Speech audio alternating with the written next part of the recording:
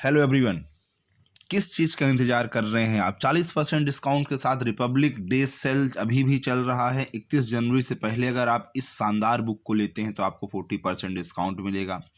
पूरा जीके को 89 चैप्टर में कंप्लीट कर दिया गया। पूरे क्वेश्चन बैंक है, NTPC, group D, ALP, technician, railway का एकदम भंडारा लगा हुआ है। सारे क्वेश्चन आपको पता है रेलवे में रिपीट हुआ करते हैं। तो ज़्यादा से ज़्यादा क्वेश्चन करने का तरीका है, आपके पास बुक होनी चाहिए। ऑनलाइन तैयारी नहीं होती है, कई बार मैं बता चुका हूँ। 1 घंटे में आप 10 क्वेश्चन करते हैं ऑनलाइन, वहीं पे अगर आप मान लीजिए बुक से तैयारी करते हैं तो लगभग 200 क्वेश्चन कर सकते हैं। तो चलिए कुछ अच्छे क्वेश्चन हम यहाँ पे करते हैं और आप देखिए। आज जो है हम आधुनिक Bharat, Indian history, modern Indian history chapter 3 के क्वेश्चनों को कहने जा रहे हैं। तो आप कमेंट में आंसर दीजिएगा। और ये शानदार बुक की जो लिंक है मैंने डिस्क्रिप्शन में दी है। अग्रवाल एग्ज़ाम कार्ड की शानदार बुक है। शॉप सेक्शन में जाके ऑफिशियल वेबसाइट और इसके साथ साथ अमेजॉन, फ्लिपकार्ट से भी इसको आप ले सकते हैं। चलिए प्रारंभ करते हैं। पहला प्रश्न है, वास्को डी गामा ने समुद्र के रास्ते भारत में पहला कदम रखने वाला प्रथम यूरोपियन था और वह कब आया था? ऐसा प्रश्न है। तो लगभग ये इसका आंसर काफ़ी सारे लोग जानते होंगे, हो सकता है। अगर नहीं जानते तो मैं आपको बता दूं, 1498 में वास्को डी गामा पहला यूरोपियन था जो समुद्र के रास्ते कालीकट बंदरगाह पर उतरा था। एएलपी का प्रश्न है ये। दूसरा प्रश्न, निम्नलिखित में से किस युद्ध में अहमदुल्ला शाह ने हेनरी लॉरेंस को पराजित किया था? चिन्हट का युद्ध, पानीपत का तीसरा युद्ध, बक्सर का युद्ध या प्लासी का युद्ध? अहमदुल्ला शाह ने हेनरी लॉरेंस को चिन्हट के युद्ध में पराजित किया था। कमेंट में बताइए चिन्हट का युद्ध कहाँ पे हुआ था और अहमद शाह कौन थे? लास्ट वीडियो मैंने आपको बताया था। तीसरा प्रश्न है, हड़प नीति व्यक्तिगत सिद्धांत निम्नलिखित में से किस गवर्नर जनरल ने लागू किया था? Lord Hardinge, Lord Bentinck, Lord Auckland या लॉर्ड डलहौजी? राइट आंसर होगा लॉर्ड डलहौजी। 1848 से यह हड़प नीति लागू हुई थी। नेक्स्ट क्वेश्चन, निम्नलिखित में से किस अधिनियम ने ब्रिटिश ईस्ट इंडिया कंपनी को किसी निर्दिष्ट अवधि के बिना क्राउन के लिए ट्रस्ट में भारतीय क्षेत्रों और राजस्व को बनाए रखने का अधिकार दिया? भारतीय परिषद अधिनियम 1909, चार्टर अधिनियम 1853, भारत सरकार अधिनियम 1835 या रेगुलेटिंग अधिनियम 1773? राइट आंसर होगा ऑप्शन बी, चार्टर अधिनियम 1853 के माध्यम से बिना अवधि मतलब अनिश्चित काल के लिए भारतीय क्षेत्रों और राजस्व को बनाए रखने का अधिकार कंपनी को मिल गया था। पांचवा प्रश्न है, निम्नलिखित में से कौन सा अधिनियम ईस्ट इंडिया कंपनी के विभिन्न अंगों की शक्तियों और जिम्मेदारियों को परिभाषित करते हुए ब्रिटिश संसद द्वारा पारित किया गया था? भारत सरकार अधिनियम 1858, विनियम अधिनियम 1773, भारतीय परिषद अधिनियम 1892 या east India act 1784? Right answer होगा ऑप्शन बी, विनियम अधिनियम 1773 या रेगुलेटिंग एक्ट 1773 के द्वारा ईस्ट इंडिया कंपनी के विभिन्न अंगों की शक्तियों और जिम्मेदारियों को परिभाषित करते हुए संसद ने इसे पारित किया था। नेक्स्ट छठवां प्रश्न है, किसको वर्ष 1815 में भारत का पहला महासर्वेक्षक नियुक्त किया गया था? James Rennell, George Everest, Colin Mackenzie या Thomas Adams? And the right answer is option number C, option C, Colin Mackenzie. Colin Mackenzie को 1815 में भारत का पहला महासर्वेक्षक नियुक्त किया गया था। सातवां प्रश्न, भारत के तमिलनाडु राज्य और द्वीप राष्ट्र श्रीलंका के उत्तरी प्रांत के जाफना जिले के बीच स्थित है। होर्मुज जल डमरू मध्य या जल संधि इस कह दे सकते हैं इसको, या स्ट्रेट भी कहा जा सकता है। बेरिंग जल डमरू मध्य, मलक्का जल डमरू मध्य या पाक जल डमरू मध्य? And the right answer is option D, पाक जल डमरू मध्य या पाक स्ट्रेट बोलेंगे हम इसे। नेक्स्ट क्वेश्चन 8, अंग्रेजों ने औपनिवेशिक रूप से खालिस्तान में अवध राज्य पर कब्जा कर लिया था। 1897, 1856, 1801 या 1805? And the right answer is option B, 1856। 1856 में अवध का विलय करने के पश्चात नवाब वाजिद अली शाह को गद्दी से हटा दिया गया और कहाँ निर्वासित किया गया था? बम्बई, कलकत्ता, रंगून या मेरठ? 1856 में अवध का विलय करने को नवाब वाजिद अली खान को गद्दी से हटाकर कलकत्ता में निर्वासित कर दिया गया था और बहादुर शाह जफर को रंगून में निर्वासित किया गया था। क्वेश्चन 10, भारत का वह पहला देसी शासक कौन था जिसने सहायक संधि को स्वीकार किया? ग्वालियर का सिंधिया, हैदराबाद का निजाम, पंजाब का दलीप सिंह या बड़ौदा के गायकवाड़? भारत का पहली देसी शासक कौन था जिसने सहायक संधि को स्वीकार किया था और वह थे हैदराबाद का निजाम। 11वां प्रश्न है, निम्नलिखित में से किस वर्ष में महारानी विक्टोरिया ने घोषणा की कि उसके बाद भारत एक राज्य सचिव के माध्यम से ब्रिटिश सम्राट द्वारा और उसके नाम पर शासित होगा? 1857, 1855, 1856 या 1858? And the right answer is option D, 1858। 12वां प्रश्न, 1889 में ने मुक्ति मिशन की स्थापना की, मतलब किसने मुक्ति मिशन की स्थापना 1889 में की, जो उन युवा विधवाओं के लिए एक शरण स्थली था जिन्हें उनके परिजनों ने वियुक्त कर दिया था और उनके साथ दुर्व्यवहार किया?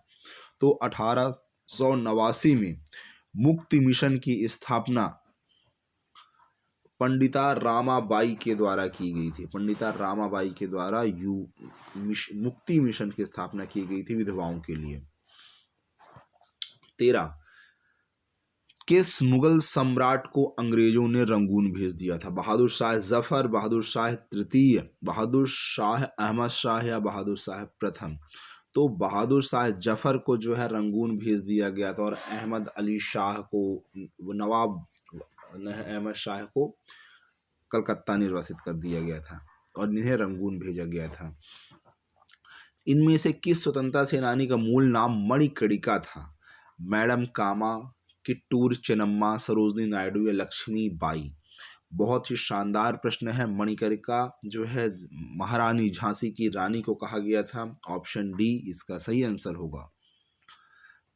15वां प्रश्न है, वर्ष 1822 के लिए सुभाष चंद्र बोस आपदा प्रबंधन पुरस्कार किस संगठन या संस्थान को मिला? भारतीय विज्ञान संस्थान बेंगलुरु, भारतीय प्रौद्योगिकी संस्थान गांधीनगर, आपदा प्रबंधन संस्थान गुजरात या भारतीय प्रौद्योगिकी संस्थान दिल्ली? बहुत ही शानदार प्रश्न है और ऑप्शन सी गुजरात आपदा प्रबंधन संस्थान को सुभाष चंद्र बोस आपदा पुरस्कार दिया गया था। दोस्तों ये सारे प्रश्न जो आप देख रहे थे शानदार प्रश्न हमने अग्रवाल एग्जाम कार्ड की बुक से लिए हुए हैं और अगर आप अभी इस बुक को परचेस करते हैं तो बहुत ही शानदार 40% डिस्काउंट मिलेगा और यह ऑफर सिर्फ और सिर्फ 31 जनवरी तक वैलिड है। तो जल्दी से आप इस बुक को इसकी ऑफिशियल वेबसाइट examguide.in या अमेजॉन, फ्लिपकार्ट में नीचे दी हुई लिंक के माध्यम से खरीद सकते हैं और डायरेक्ट शॉप सेक्शन में भी जाकर आप इसे खरीद सकते हैं। लिंक दोनों जगह आपको मिल जाएगी। 16वां प्रश्न है, उस व्यक्ति का नाम बताना है जिसने हिंदू धर्म के पुनरुत्थान और पश्चिम में नव वेदांत के रूप में ज्ञात अद्वैत वेदांत के उनके विवेचन के प्रसार में प्रमुख भूमिका निभाई? सम्राट अशोक, स्वामी दयानंद, रामकृष्ण मिशन या Swami Vivekananda? And the right answer is option D, Swami Vivekananda ने हिंदू धर्म के पुनरुत्थान और पश्चिम में नव वेदांत के रूप में ज्ञात अद्वैत वेदांत के उनके विवेचन के प्रसार में महत्वपूर्ण भूमिका निभाई थी। राजा राम मोहन राय के ठीक बाद ब्रह्म समाज का नेतृत्व किसने किया था? द्वारिका नाथ टैगोर, देवेंद्र नाथ टैगोर, रविन्द्रनाथ टैगोर या आत्माराम? तो राजा राम मोहन राय के बाद जो है ब्रह्म समाज का नेतृत्व देवेंद्र नाथ टैगोर के द्वारा किया गया था। देवेंद्र नाथ टैगोर के द्वारा किया गया। 18वां प्रश्न है, निम्नलिखित में से किसने कलकत्ता यूनिटेरियन सोसाइटी की सह स्थापना की और ब्रह्म समाज का गठन किया? And the right answer is option C, Raja Ram Mohan Roy के द्वारा कलकत्ता यूनिटेरियन सोसाइटी की सह स्थापना की गई थी। 19वां प्रश्न, निम्नलिखित में से किसने जाति व्यवस्था के अन्याय की निंदा की और सत्य शोधक समाज, सत्य की खोज करने वाले समाज की स्थापना की? सावित्रीबाई फुले, ईवी रामास्वामी नायकर, अयंकली या ज्योतिराव गोविंदराव फुले? किसके द्वारा सत्य शोधक समाज की स्थापना की गई थी?